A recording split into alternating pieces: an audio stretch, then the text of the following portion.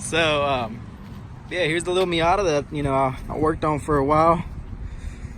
Got it painted. Made about 60-70 videos, but I never uploaded them. I haven't put them together or anything like that.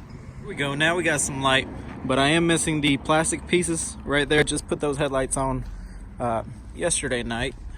And then the mirrors, I'm also gonna order some for that. But all right, I came out here to the lot and I'm gonna make that video explaining on how I handle my buy here, pay here customers when it comes to as is. Now, all of these cars, all of them are as is, even the cash cars. But there's a huge difference between all these and a cash car.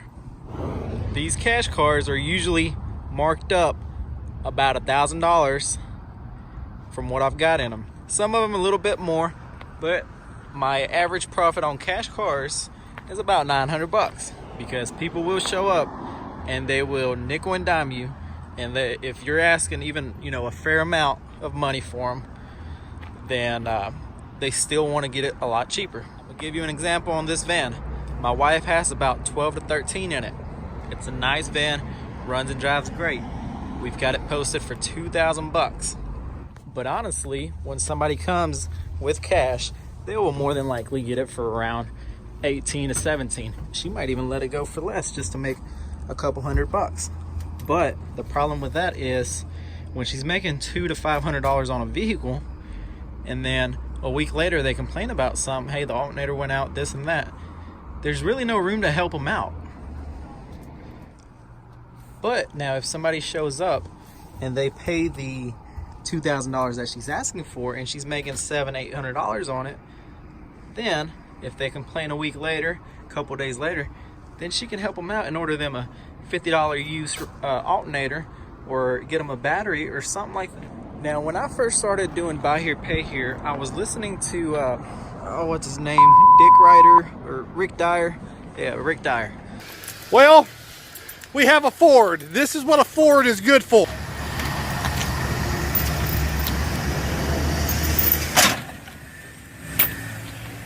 Okay, as you see, y'all, it moved a little bit. There is a little space there now. We're gonna have to do it harder.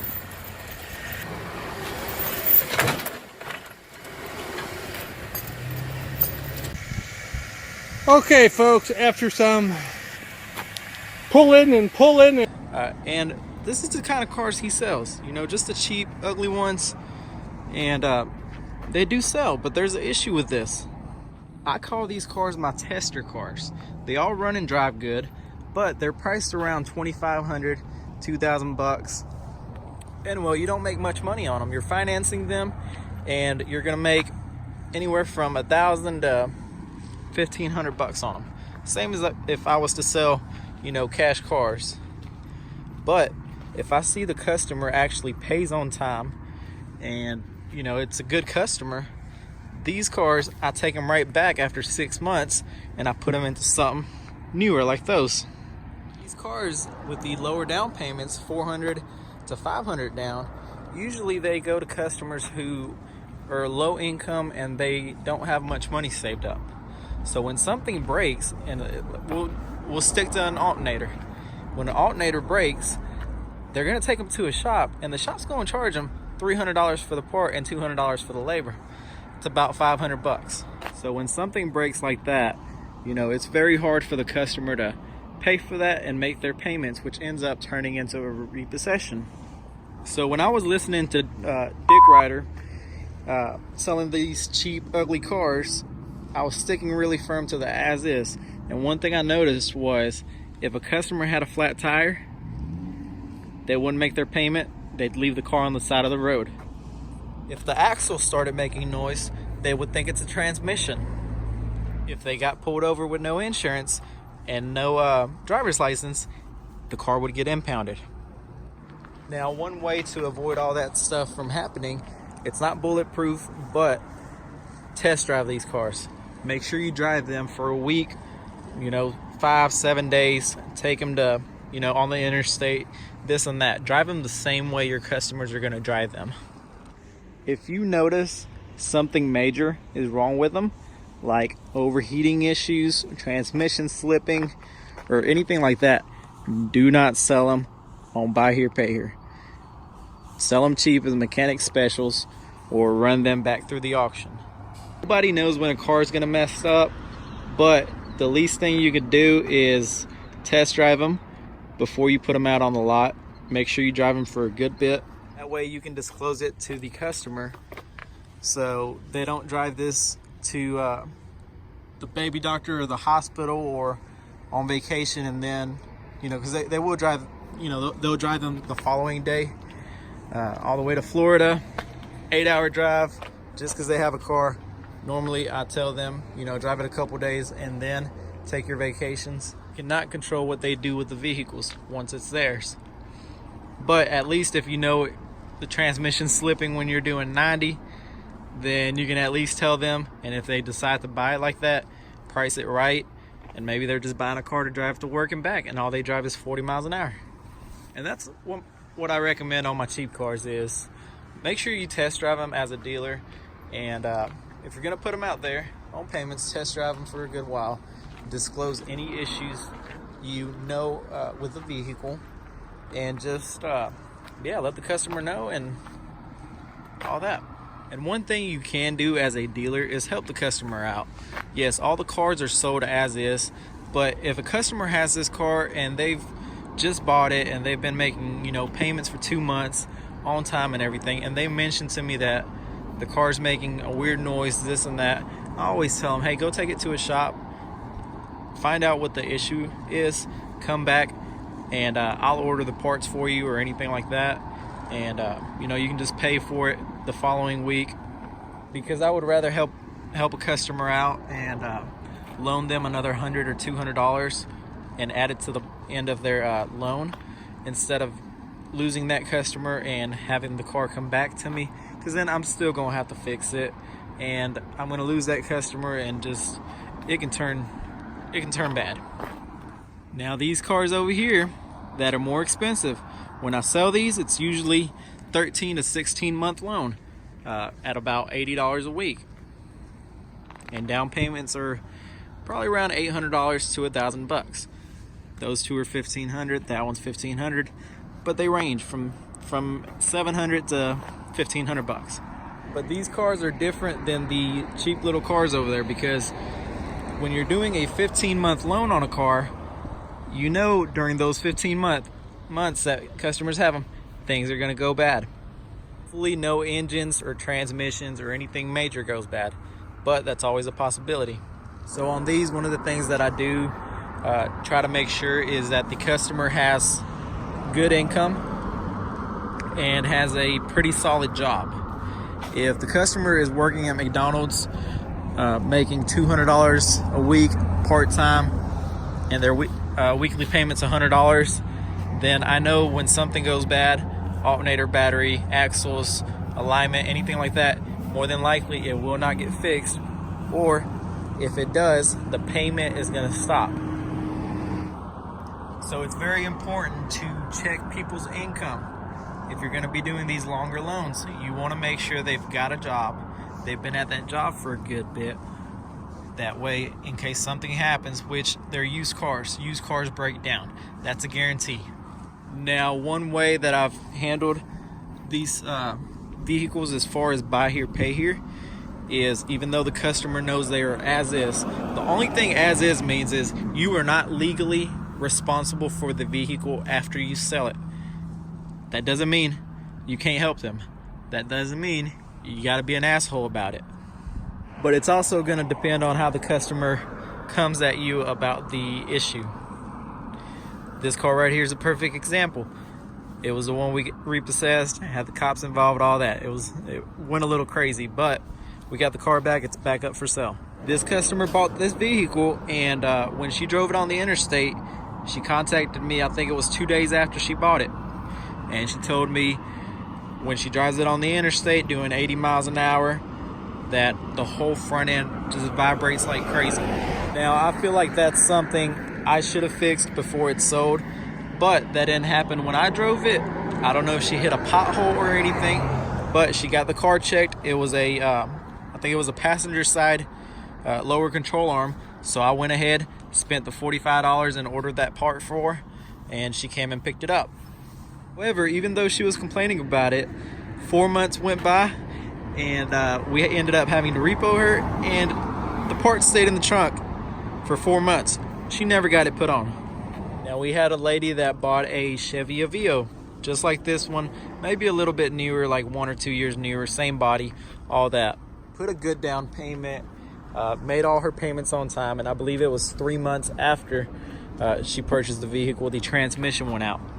Contacted us, asked us if there was anything we could do as far as helping her get it repaired, because she did want the car. She wanted to keep paying on it, and she needed the vehicle. That was her transportation for school, work, everything. She never called us and complained to us or told us that we sold her a bad car or anything like that. So she took it to her mechanic, and the total quote, it was, I believe it was $500 for the parts, for the transmission, and then you had the labor. It was a total of $1,200. But since that customer made good money, we knew she had a pretty solid job, this and that. You know, we told her we would help her with half of it. Now, we didn't fix it for her for free. However, we ended up paying $600. She paid the other $600. It was at the shop for like 3 days, and we just added it to the end of her bill, to the end of her loan, and she was pretty happy with that. Now, we had another customer that put $500 down on a Durango, the SUV, and I think it was a week later, she called us. Well, she called my cell phone, because customers have my cell phone. I don't mind them calling me. I'd rather them call me than, you know, abandoned vehicles. So she called me and she told me the vehicle broke down. I sold her a bad car and I needed to give her her money back. But I quickly called her. Well, I quickly told her we don't do any refunds at all. I believe been open for 3 years. We've done maybe one refund, and I'll tell you all about that one here in a minute. And I asked her to explain to me, you know, what was going on. Like, what's the problem? And all she told me was they were driving on the interstate and it cut off and she can't get it to start, and she's got a somebody on the way to pick her up.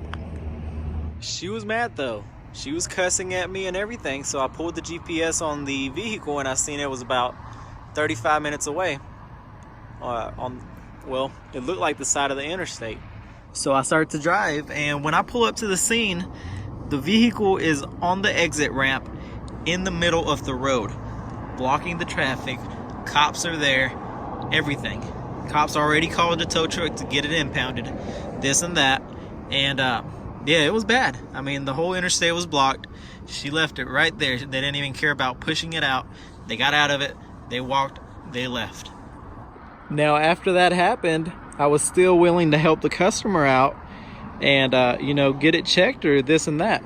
Come to find out, I believe it was the fuel pump that had gone out on her. But she left us a bad review. She was pretty mad about it. And I told her, just, you know what? I'm not giving you your down payment back or anything like that. And we just wrote it up as a repo. So I quickly learned not to sell all just cheap, ugly cars to people, and not to check, not to, you know, just sell them with no proof of anything. They are all as is, but that doesn't mean you have to be an asshole about it. So to give y'all a recap about it is, try to make sure you're honest to people and that they know any issues that you know.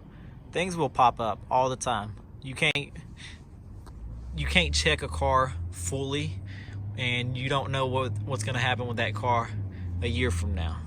But if something major happens, you know, help the customer out, whether it's calling a tow truck and getting it, you know, from the side of the interstate to your lot or to their house or anything like that.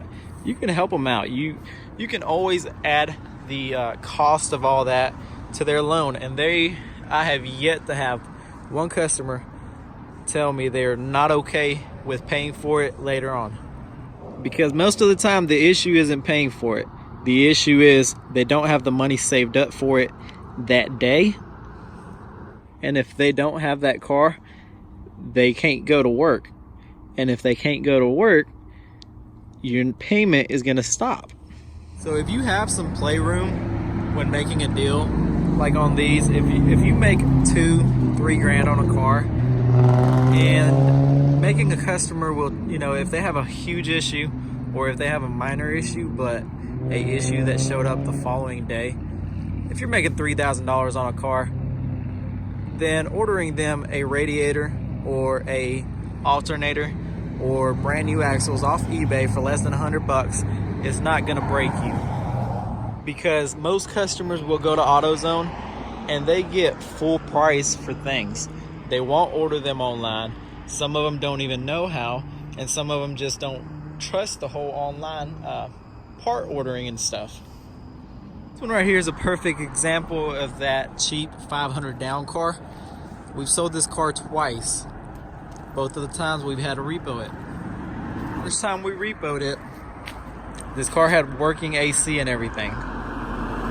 Now it has no AC and you cannot put AC back on it. So the AC went out on it, or the air compressor seized up, and the customer didn't have $100 to order a new air compressor. Well, they said they went to AutoZone and a new air compressor was going to be $320 for it. You can get a used one online for $50. You can get a new one for about $80 to $100. And then to get it put on, it was going to be about, I think they said like $300-400. But what did they do? They ripped the air compressor out.